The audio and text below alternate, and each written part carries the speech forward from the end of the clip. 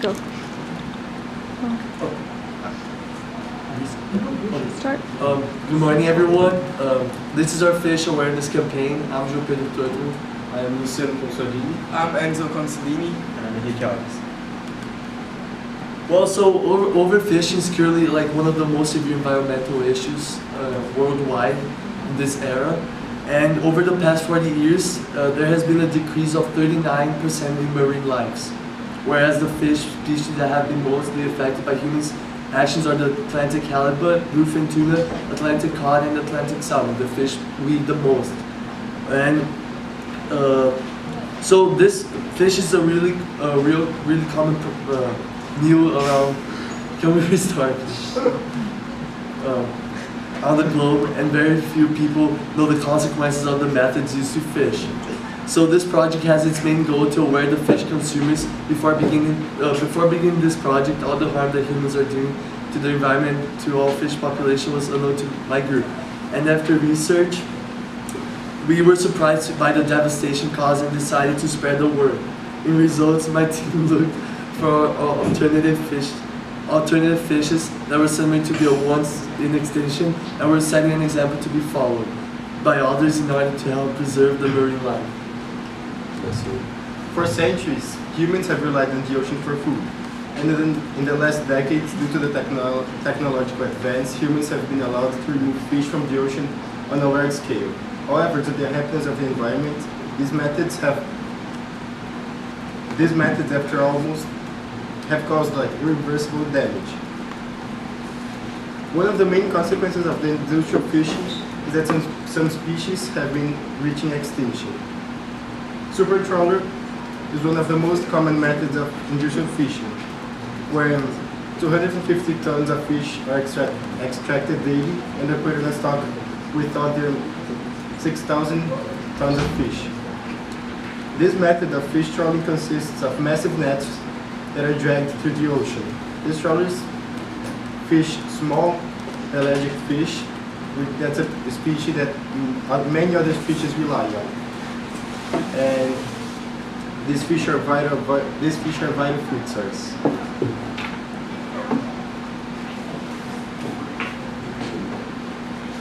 So overfishing, as well as putting fish species near to extinction, it also devastates the marine ecosystem and disrupts the food chain. When herring, a vital prey for the COD, are overfished, the COD population suffers as well, which results in a chain reaction for other species too. When the food chain breaks at any level, it generates a domino effect on other organisms in the chain. Current estimates are that overfishing has impacted over 85% of the world's fish resources, which has a long-term effect, such as the removal of essential predators, poor coral reef health, growth of algae, unintended catches, and threat to local food sources.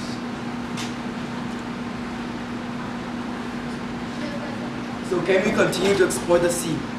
So planet Earth is known as the water planet, and that's because it's composed of 71% of water, and nearly 80% of all organisms or marine organisms.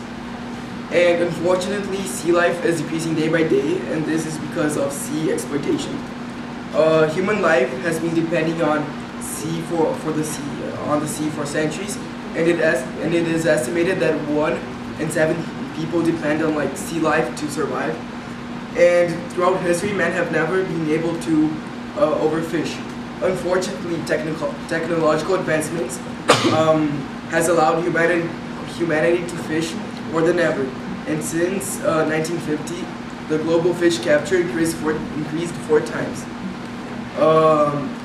So sea exploitation is exterminating dozens of fish species, and it is estimated that about 90% of all fish have not reached sexual maturity. So they are fished, and they still haven't reproduced yet. So the population will fall every time more, and that's irreversible.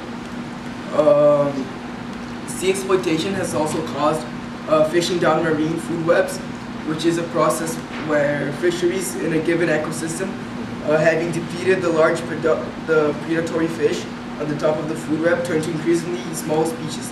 So basically, what was declared to be like a big fish in the 1950s is now, like today, is a medium fish.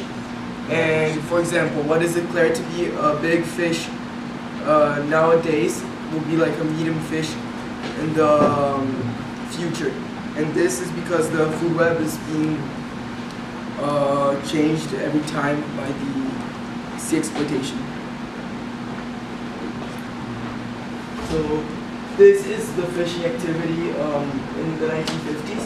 So as you can see over here, like in Europe, the fishing was like intense in the 1950s, but in the rest of the world, it was sustainable.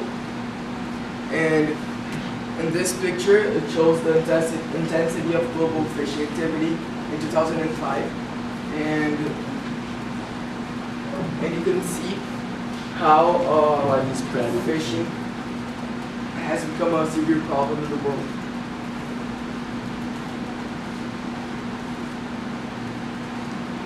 So this is a picture that explains the fishing down marine sea webs, and as you can see, here are like the bigger fish that they used to exist in the past, but due to overfishing, they turned into like smaller and smaller species every time, and in the future, maybe only like small fish may turn to exist.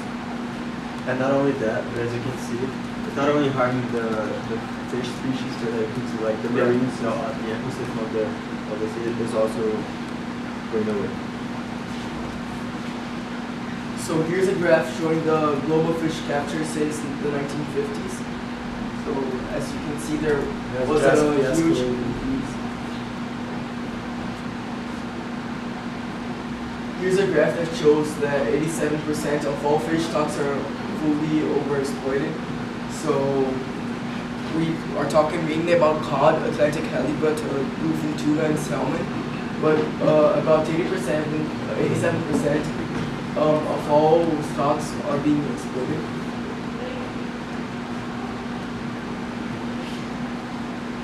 Here's a graph that shows increase of seafood consumption in Europe.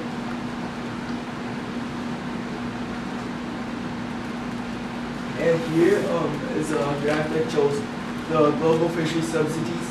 And as you can see, great part of the money goes to increasing fishing capacity. So every year that passes, people will like be able to fish more and more fish, and so this will be like ongoing cycle that if it doesn't stop now, in the future the oceans may run out of fish.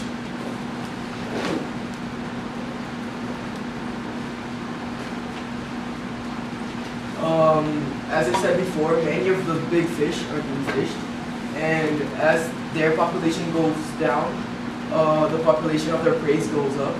And this caused like disequilibrium in the seafood web.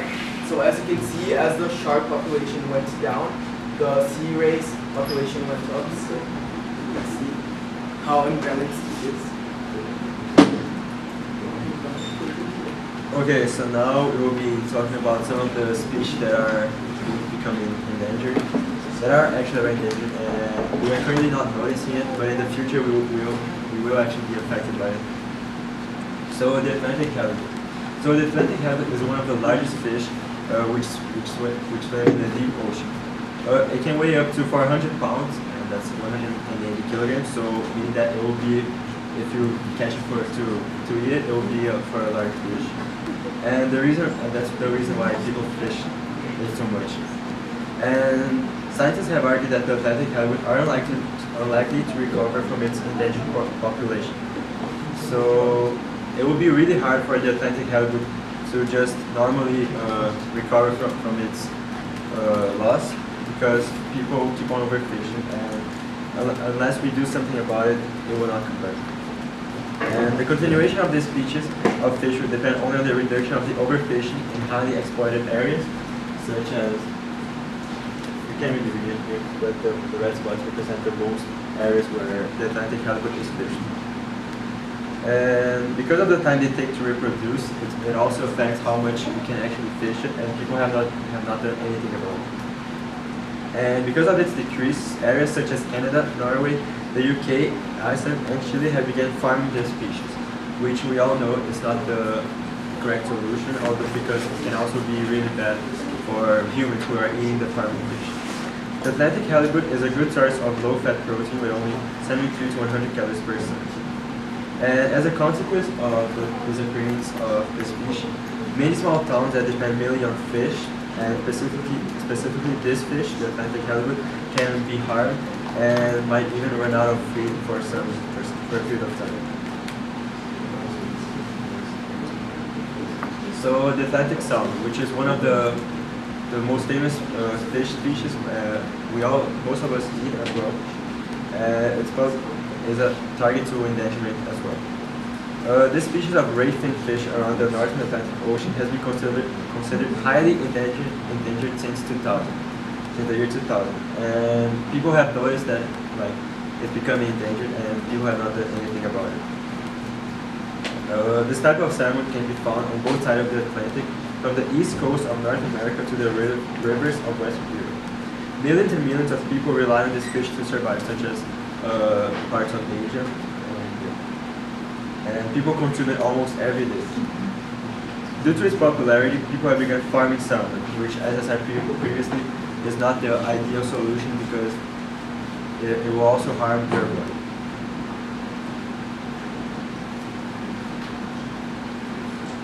So the bluefin tuna may be the most iconic fish when the topic is overfishing. Sorry, go ahead. So the exceedingly high demand for the meat of the bluefin tuna is causing this animal to face extinction.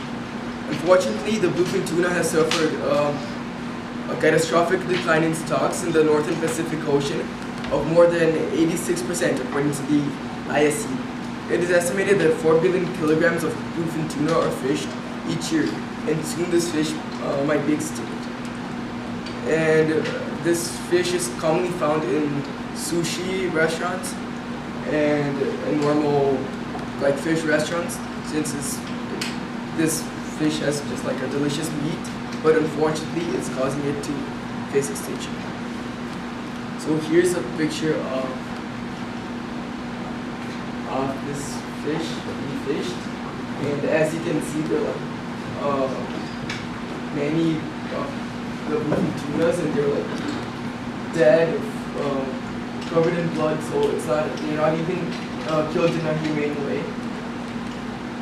Here's a picture of a bluefin tuna market in Japan, and the sushi restaurant's owner, they would go here and kind of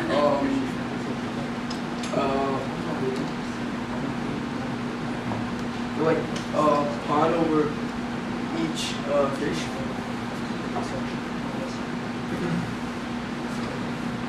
Here's a graph showing the spawning biomass of Atlantic bluefin tuna, and as you can see, in the 1970s, there were much more of this fish than it is today, and this is because most of the fish that are fished, they have not reached sexual maturity yet, so they have not reproduced, and this caused their population to decline.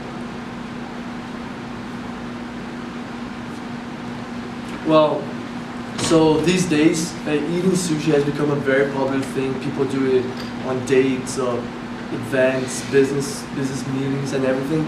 So if you're a sushi lover, you might not want to hear this. Well, last year, Dr. Kenny Ban reported about a man who pulled a 5.5 foot long tapeworm out of his own body. And Dr. Kenny Ban, who treated this patient, explained that the man arrived at the emergency room with a tapeworm wrapped around toilet paper, and that the patient reported eating sushi almost every single day. The tapeworm the man contracted was the fish tapeworm, or Diphyllobothrium ladder. He seemed to have contracted the parasite from raw sushi, which he ate most days, coincidentally the same way you get the fish tapeworm, through the consumption of raw and undercooked fish. So here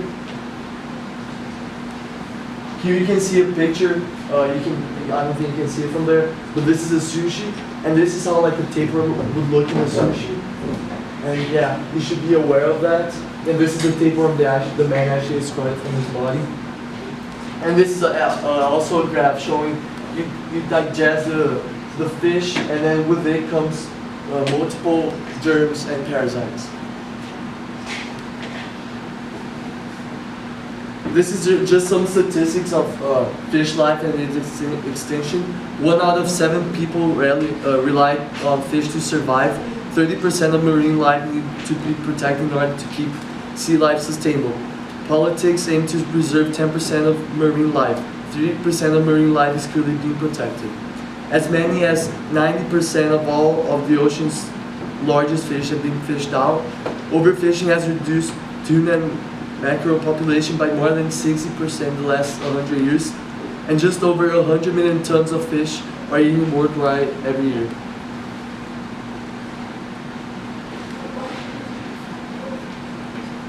Okay, so Okay, so how to solve the problem? Okay, so more protected marine areas. So like that would be like setting up protected areas in the ocean with Coast Guard, like limiting the amount of fish able to be fished. Also labels for consumers, like groups are also trying to target consumers more aware of the seafood they buy and eat.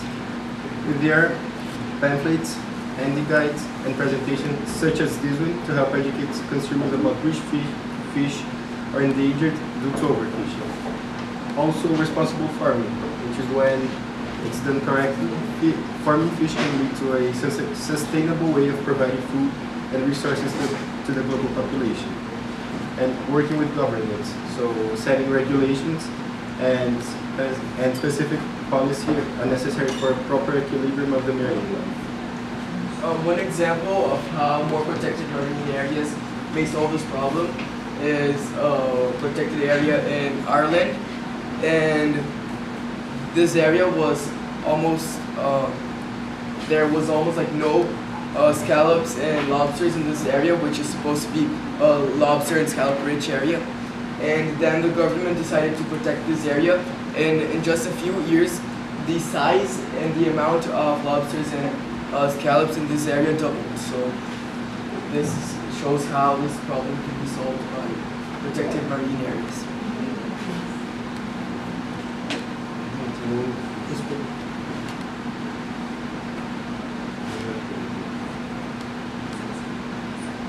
Oh yeah, and we haven't yet included the survey we created, which is our activity, but tomorrow we will gather up all the information and we will put the link, and so during the presentation everyone can access the link and join the survey.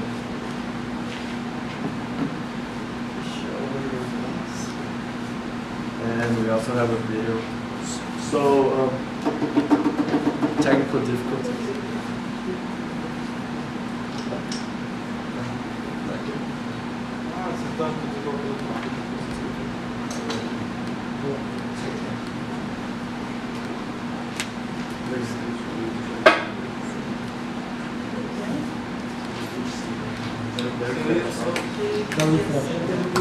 Are you done? Do we have to show the video? Well, how long is it? 1 minute. Yeah. Very fresh.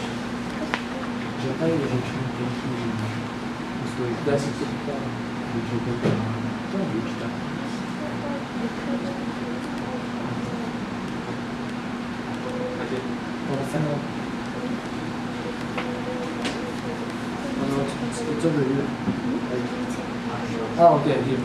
So this is a video we have created of learning a bit more of the fish extinction and distress.